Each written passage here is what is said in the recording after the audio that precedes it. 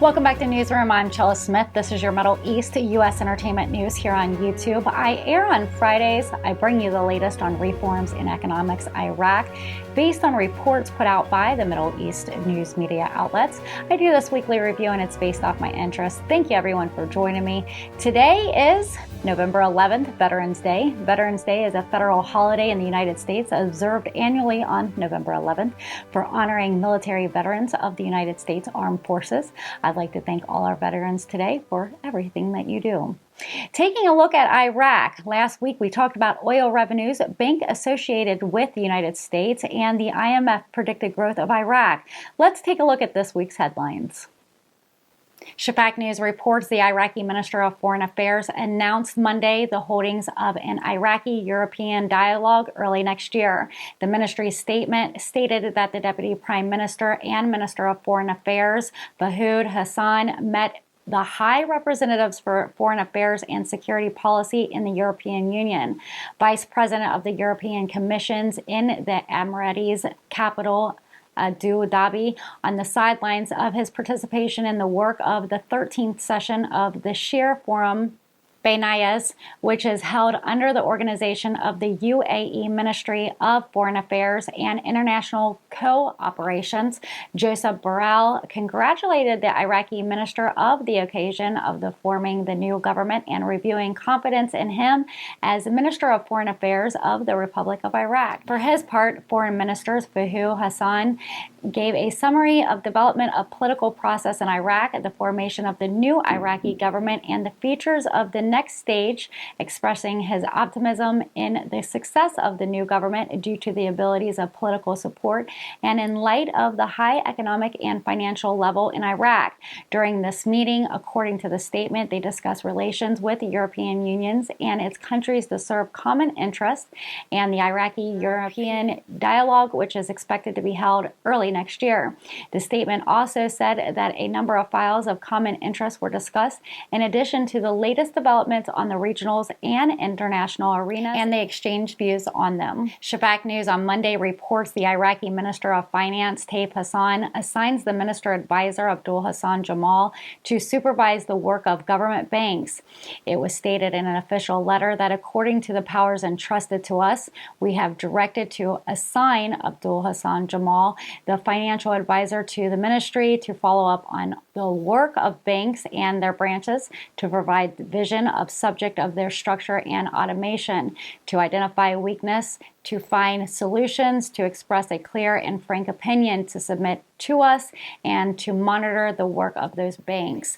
Among the answers to supervision are also, according to the official books, and directing the official books to them, supervising the applications of comprehensive banking systems for each branch of the banks, organizing and setting a timetable with specific periods for the completion of work for each bank and each branch, followed up with completion rates, including the application of comprehensive banking systems, and submitting reports. The periodical came to us, expressed an opinion on it and about the work of the branches, including the reports of applications of comprehensive banking systems and its completions according to the period specified in the schedule, and statements of lagging branches, and a statement of reasons for the delays so that legal measures can be taken against them. Al-Farat News reports the former member of Parliamentary Legal Committee, Hassan al-Yukabi, describes the federal budget for 2023 as explosive, while revealing a shocking reason for the resignation of the head of the National Investments Authority, al-Najjar. After changing the exchange rate, the 2023 budget is sure to be explosive, and we expect its actual revenues to reach $120 billion, equivalent to 160 trillion dinars. But the important thing is the mentality of dealing with the budget.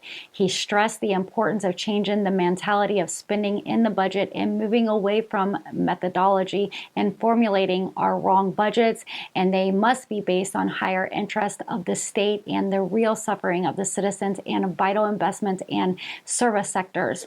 Al-Yukabi says that the current form of the budget is what the Iraqi state has been accustomed to for the past 100 years, and we hope to change it in terms of form and content. 90% of the budget value goes to useless expenses, he says.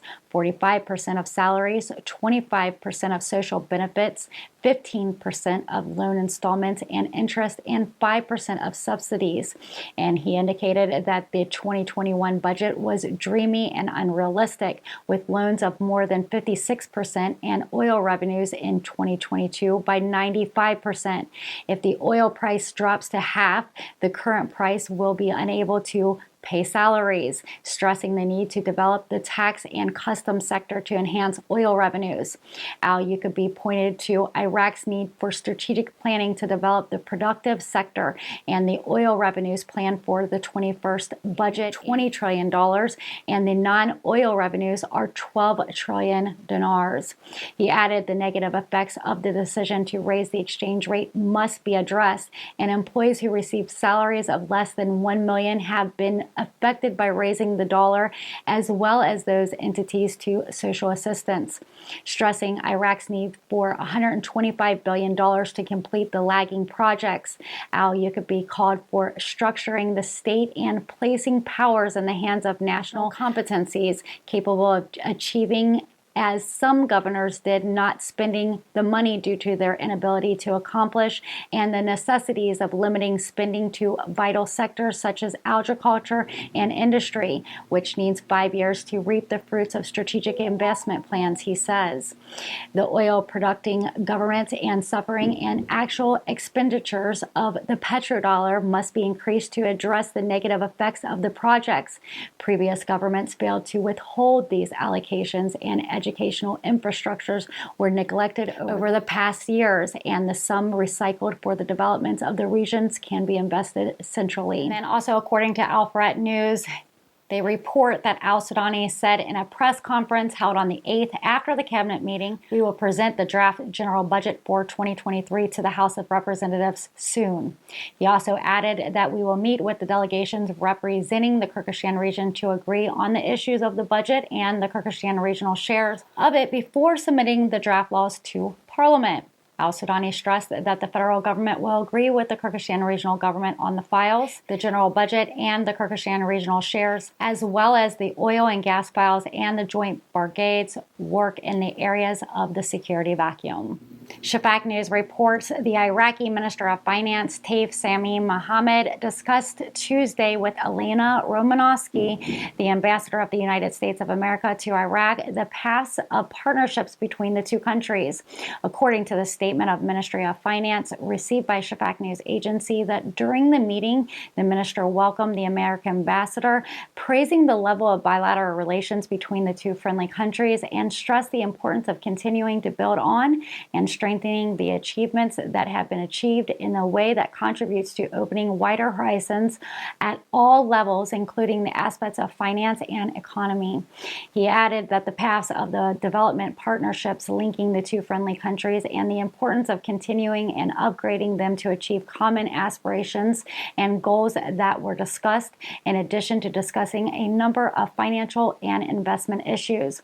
For her part, Romanowski congratulated the Ministry of Finance on the occasion of assuming the duties of the Minister of Finance, and stressed the continued support of the United States government to the government and people of Iraq and its aspirations to create wider space of partnership and cooperation between the two countries. Baghdad Magazine News reports a deputy from the Sadaqan bloc confirmed Tuesday that changing the Iraqi dinar exchange rate helps the poor segment and increases the popularity of the Sudanese government. Al-Masawi said in a statement that the restoration of the old exchange rate means a reduction in the value of the price in the Iraqi market and indirectly helps the poor citizens to face high prices.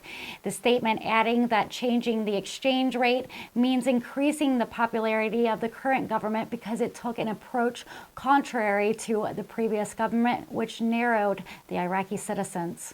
And there was a lot of articles on the exchange rate. Magazine News then reported that the Parliament Finance Committee decided on Wednesday that the issue of changing the exchange rate of the dollar against the Iraqi dinar. Committee member Jamal Cougar said in an interview with Magazine News that the House of Representatives, the Finance Committee, and the government are not concerned with the issue of changing the dollar exchange rate, and that is exclusively the prerogative of the central bank, as said many times before. And this matter was confirmed by the Prime Minister minister.